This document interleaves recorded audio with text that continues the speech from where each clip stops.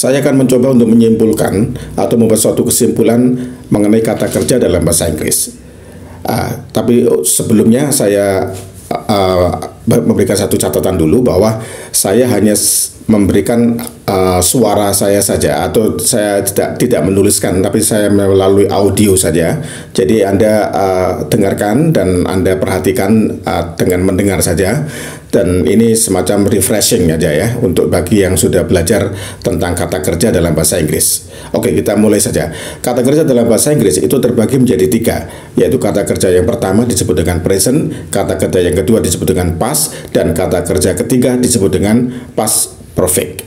Nah, masing-masing kata kerja ini yang disebut dengan verb 1, verb 2, verb 3 ini memiliki satu fungsi masing-masing ya. Jadi untuk kata kerja pertama, present, ini dipergunakan untuk menyatakan bentuk present tense, atau bentuk yang dimana kalau kita mau menyatakan suatu pekerjaan yang dilakukan secara rutin atau menjadi suatu kebiasaan sehari-hari, atau menyatakan suatu fakta ya. Kemudian kalau past tense ini dipergunakan untuk menyatakan pekerjaan yang sudah lewat atau yang sudah lampau. Dan kata kerja ketiga, past perfect atau past participle, ini dipergunakan untuk menyatakan suatu pekerjaan sudah terjadi tetapi masih terus berlangsung sampai kita berbicara atau sampai sekarang, begitu ya. Jadi masing-masing ini memiliki suatu fungsi. Verb 1 punya fungsi sendiri, verb 2 punya fungsi sendiri, verb 3 punya fungsi sendiri. Nah, untuk catatan bahwa kata kerja dalam bahasa Inggris itu juga dibagi menjadi dua, yaitu regular dan irregular, yang beraturan dan yang tidak beraturan. Dalam hal ini saya akan fokus dulu kepada yang beraturan ya. Jadi bagaimana cara membentuk verb 1, verb 2, dan verb 3. Oke, untuk yang regular, verb 1 itu tidak ada tambahan apa-apa kecuali kalau ada subjek seperti nama orang, satu nama orang, kemudian subjek he, she, it ya, itu ditambah dengan s atau es. Untuk membedakan antara s dan es itu tergantung daripada kata kerjanya. Kalau misalnya berakhiran dengan kata atau huruf s ya, misalnya kisses, tapi kalau buy jadi buys gitu saja. Jadi antara s dan es bisa Anda pelajari bagaimana cara menambah s atau es ya. Oke, kemudian untuk past tense ini kalau nggak ditambah d yaitu ed. Bagaimana cara membedakannya? Kalau ed itu biasanya kata kerjanya itu berakhiran dengan huruf yang seperti played ya, played. Kemudian kiss tadi, kata kerja kiss itu ditambah dengan ed. Tetapi kalau misalnya kata-kata yang sudah mengandung huruf e itu cukup dengan d saja ya. Jadi seperti itu. Kemudian yang past participle ini dipergunakan untuk menyatakan suatu pekerjaan yang sudah lewat tetapi masih terus berlangsung pada saat berbicara atau pada saat sekarang. Ini juga ditambah dengan d atau ed untuk yang regular ya, untuk yang regular ya. Tapi untuk yang irregular nanti harus dihafalkan, tidak bisa kita mengira-ngira. Itu kurang lebih jumlahnya 240-an lebih ya. Jadi itu harus dihafal dan itu harus terus-menerus dihafalkan. Misalnya kata buy bukan buyed tapi buy, bought, atau write, wrote, written. Nah, itu harus dihafal terus-menerus, dan itu jumlahnya lebih dari 240-an kalau tidak salah ya. Silakan dihitung saja berapa jumlahnya, dan kita tidak perlu menghafalkan semuanya, yang kita gunakan saja. Tadi sudah saya katakan bahwa kalau untuk menyatakan bentuk present tense kita menggunakan kata kerja pertama yaitu verb 1.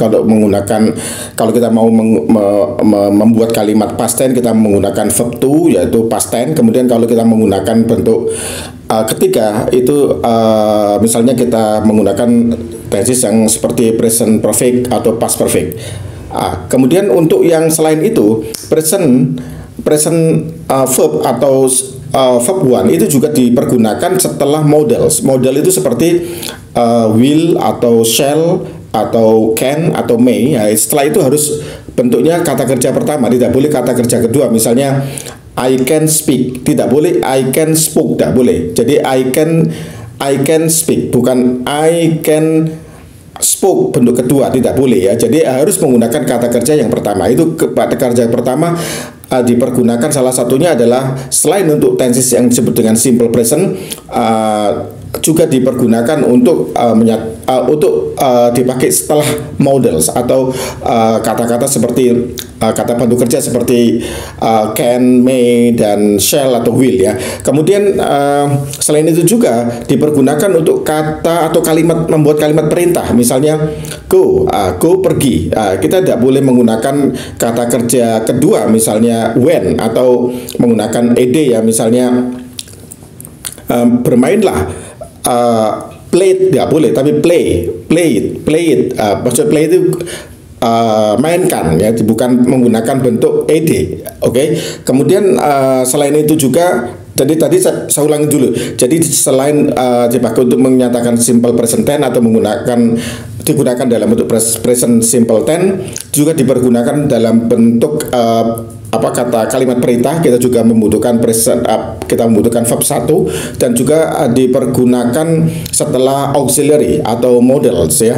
Kemudian juga ada beberapa penggunaan lain ya, nanti setelah beberapa kata-kata tertentu juga menggunakan simple present, tapi umumnya seperti ini dulu. Kemudian yang past tense ini atau verb 2 ini biasanya hanya khusus dipergunakan bentuk lampu saja. Kalau yang present simple ini macam-macam ya, ada untuk setelah to itu biasanya menggunakan verb 1. Kemudian setelah model. Tapi kalau untuk kata kerja yang kedua ini hanya satu aja, past tense aja untuk digunakan bentuk lampu.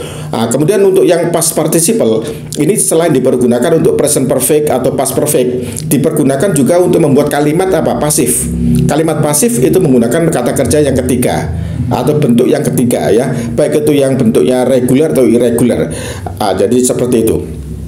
Jadi inilah beberapa penggunaan daripada kata kerja dalam bahasa Inggris. Jadi kita harus tahu kapan kita menggunakan verb 1, verb 2, verb 3. Jadi saya ulangi kembali bahwa verb 1 dipergunakan untuk present tense, kemudian juga dipergunakan kalau setelah models atau auxiliary verbs, kemudian setelah to, kemudian untuk membuat kalimat perintah. Kemudian past tense hanya khusus dipergunakan menggunakan verb 2 saja. Jadi verb 2 hanya dipergunakan bentuk past tense.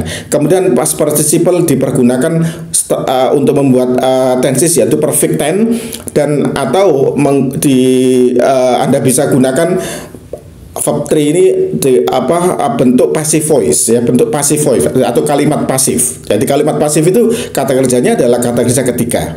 Nah, inilah beberapa penggunaan verbs dalam bahasa Inggris yang harus kita kenali sehingga kita bisa lebih